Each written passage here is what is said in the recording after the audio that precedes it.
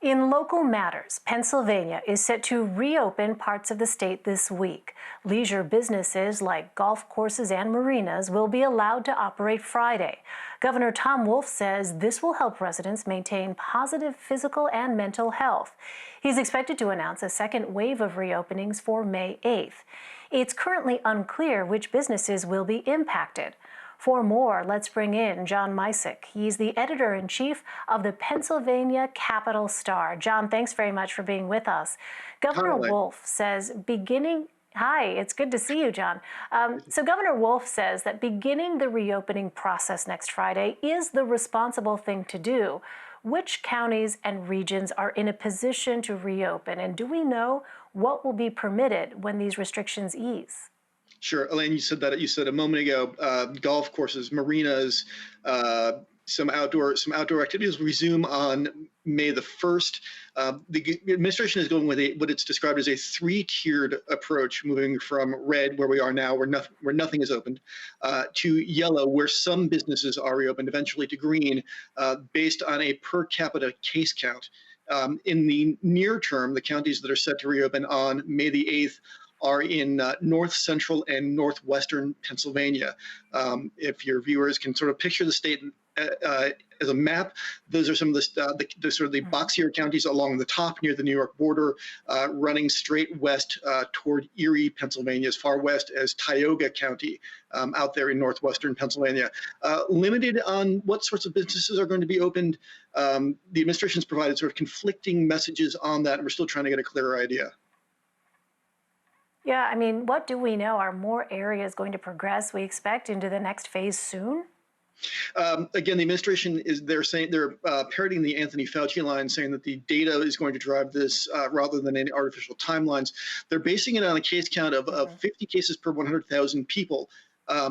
And under the federal guidelines, as you know, there's not supposed to be any growth in infections over 14 days. And a lot of counties still plain aren't there. So it's not clear really how long it could be before all of the state is into the green. It's conceivable it could be well into sort of June and the summer months before or if that happens. Again, and even when people do go back, social distancing is going to be in place. Workers are going to expect to have their temperatures taken when they come into the office. You could see staggered shifts.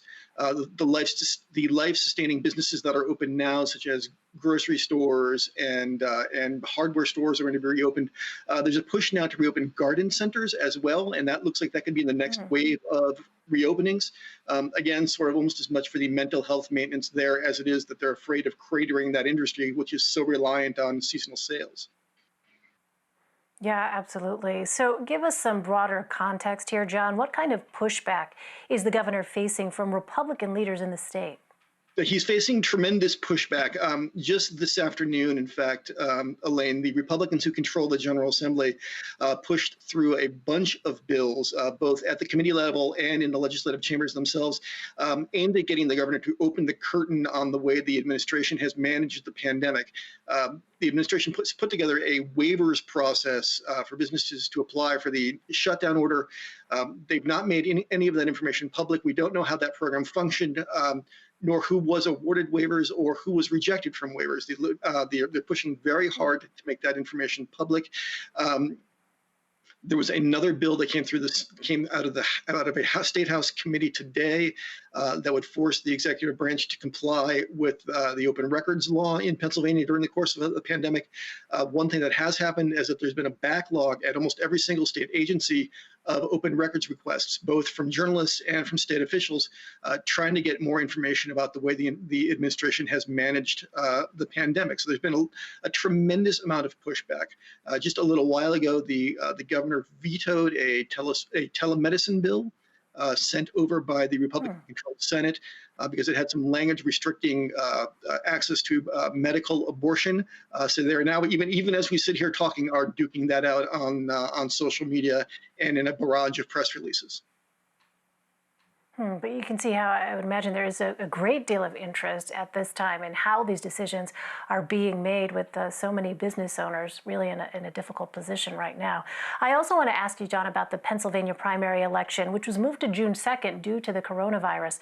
How are officials there preparing?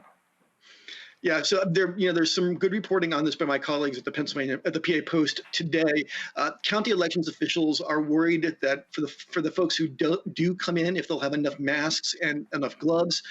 We are hearing anecdotally about people who sent in mail-in ballot applications. Pennsylvania moved to no excuse mail-in balloting this year, and a lot of folks are still waiting for those applications to be approved.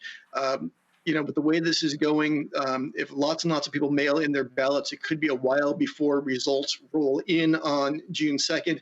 Obviously, the primary is not now as pressing as once it was, since it's down to a one-horse field.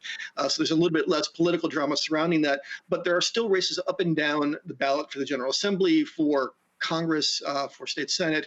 This is a race with a great deal of interest, and county officials are bracing for really a great unknown at this point, Elaine. Well, looking to November, new polls suggest President Trump is trailing significantly in battleground states, including Pennsylvania. How are things looking for the presumptive Democratic nominee, Joe Biden, in that state? We know he's from Scranton. Yes, there's the most recent Fox News polling, which is the only local polling we've seen in Pennsylvania so far, had the former vice president ahead of Donald Trump in a key battleground state. President Trump only carried Pennsylvania by less than a percentage point in 2016, a margin of about 44,000 votes.